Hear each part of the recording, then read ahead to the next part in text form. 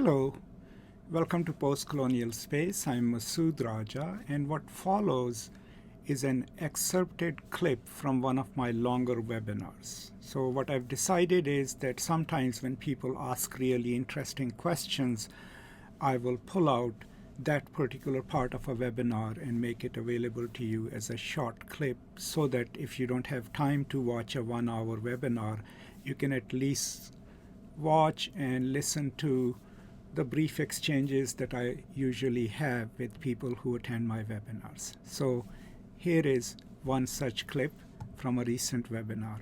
I hope you enjoy it. American scholars can claim I am a scholar on Kenya, I'm a scholar on Nigeria without knowing a single language. That's the inequality of global access to language and power.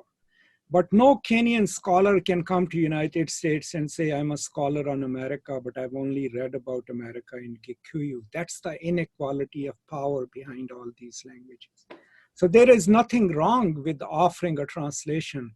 But what he's also saying is that if you want to be scholars on Africa, come and learn one or two of our languages, because we can't be scholars on your culture without learning your language, right? So that inequality is there. But it's crucial because your access to any culture is through language, right?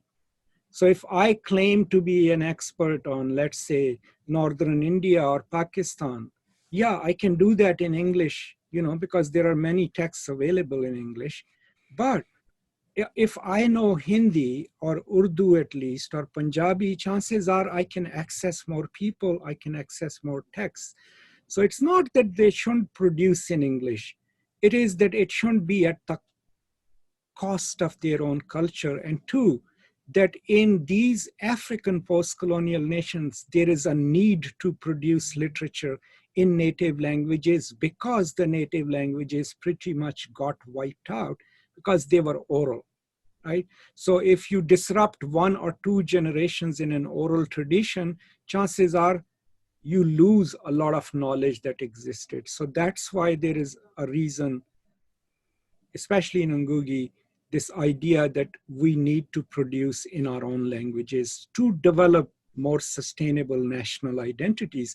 And the example of The Devil on the Cross is when it was published, first of all, of course, no one in Europe wanted to publish it in Gikuyu. So he publishes it locally.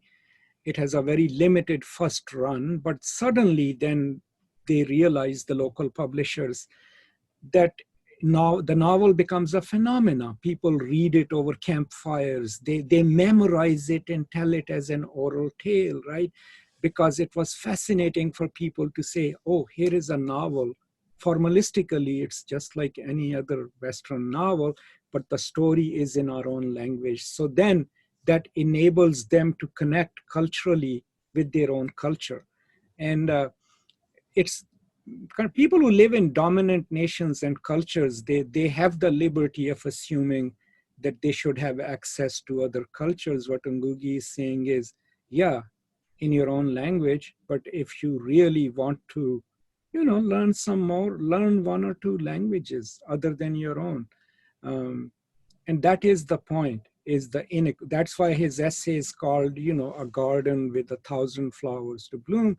So the languages should be such that each language should have its own space in that garden. And then those of us who want to claim certain degree of expertise should go and learn those languages. I can give you an example from my own real life. Long time ago, I had a colleague at another university who was a scholar on Iran, and she had written a wonderful book on Mossadegh and his overthrow. And my first question, like when we met her, was like, "Ahwale shuma." Like, I was like, I already expected that she's an expert on Iran. She should at least know Farsi, right? That was kind of, and she was like, I don't speak Farsi.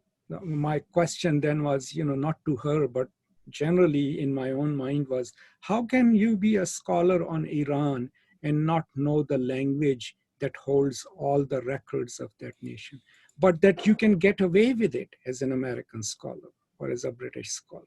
You'll run into many scholars on India here I am a scholar on Gandhiism, but they can't read Hindi, right? They have no knowledge of, how Hindi is written, what's the script. Because do you think Gandhi mostly wrote his texts in Angrezi? No, I mean, he wrote it in Hindi because he was addressing the local public. So that is the inequality, I think, that is he's talking about. The structural inequality of privileging still European languages over the native languages of the rest of the world. Um, the problem with any dominant culture or society is that, first of all, they just internalize this idea that the way they live their lives is the norm. And then there is this expectation that everyone else lives to serve them, right? That they should make commodities for them, and they should write, if they want to access them, they should write literature in English. Now, the thing with Ngugi is he did translate the novel into English, right? It is available to an English reading audience. But what he's also saying is that we should also be writing in our native languages so that we can preserve them, so that we can make them grow, and also give our native audiences, an access to their own language. Now, if you look at colonized cultures that did have developed written scripts, like if you look at India, India had like Sanskrit, which is mother of half the languages in the world. They had sacred texts recorded in Hindustani, before that in Sanskrit. They had a whole Persian and Urdu tradition, which went parallel with the British tradition. So it was almost impossible for Britain to overwrite those cultures' own histories because they had parallel traditions.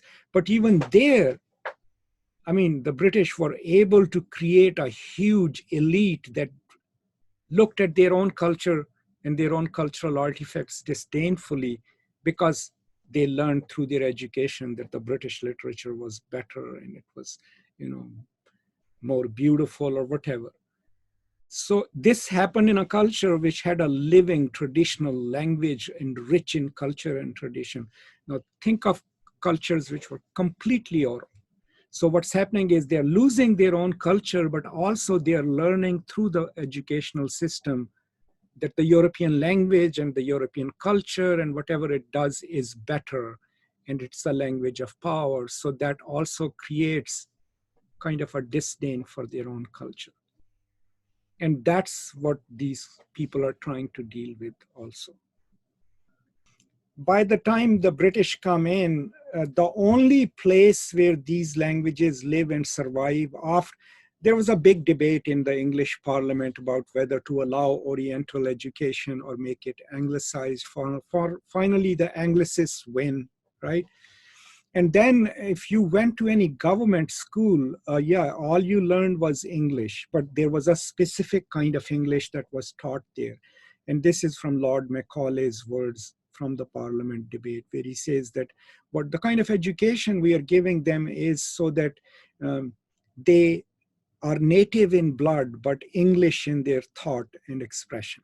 One, so that we can realign their emotions as English emotions. And two, that all he wanted them to learn was like basic computation and some writing skills. So the idea was that give them the kind of education that supplants the native educational system, but gives them the education to be good clerks, or people who can take orders, or people who can do the menial jobs that we want the natives to do, right? And so it wasn't just that the native were given an English education, it was an English education of a certain kind, which did not encourage critical thought. So if those of you who have parents or grandparents from India, Pakistan, any of the colonies, you ask them and they will tell you that they always had centralized exams. 10th grade used to be a centralized exam, 12th grade used to be a centralized exam.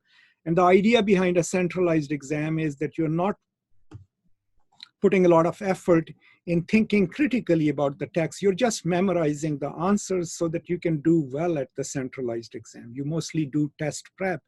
And that is an ideal mode of creating a slightly educated public which can take orders, but which doesn't develop the capabilities of thinking critically. So the damage was not just in educational terms, it was also psychological. Um, Another example that I usually use is that it realigned people's aesthetics, right? If you are taught in sixth grade, daffodil, what is it, a flower? You've never seen a daffodil, right? But your aesthetics is being realigned. You start liking English poetry, English symbols, right? At the cost of your own, because after all, I mean, you live in a huge country, you must have certain beautiful things too, right? Things that brought the British to India. Uh, but yes, it was, by the time the British are done with it, the only places where Farsi or Hindustani or Sanskrit survived was either with the specialists or in the native institutions, religious or others, that were created by native scholars, politicians, or religious authorities to preserve their own knowledge.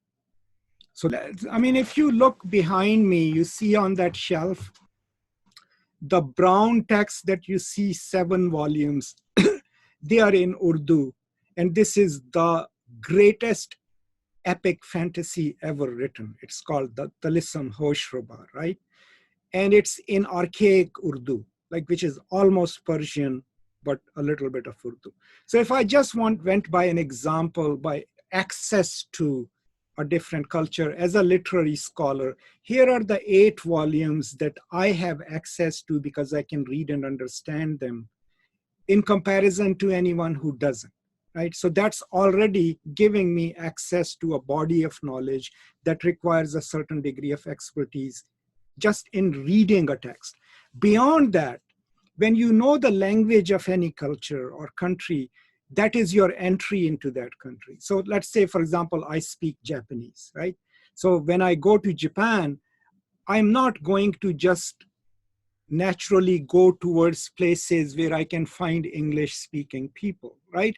I will probably risk going into a small little, sushiya, right? And have a conversation with them because I'm not hindered by this idea that I need to go to a chain store so that I can find Japanese people who can take my order in English. So already accessibility to the language of a culture enables you a more enriching experience and gives you greater entry. But beyond that, as a scholar, if you know 1 or 2 native languages, and if you are a scholar whose research relies on empirical research, on conducting interviews, on visiting a place, then that already gives you access to a particular culture because you can go in and you don't need an interpreter. You can converse with the people. You can talk to them about what they say about it. So all of these things will absolutely be foreclosed to me if I only spoke English. Thank you so much for watching or listening to this brief clip. If you are interested in the longer version, the link will be in the description and you can watch the whole webinar. Thank you so much for your support. And as always, if you have any questions, any concerns, you can always post them in the comments and I'll be happy to respond to them. If you have a moment and if you haven't subscribed to the channel yet, please do so now so that you get timely notifications of whatever is happening on this channel. Thank you for your support. Stay safe, and as always, from me to you, peace and love.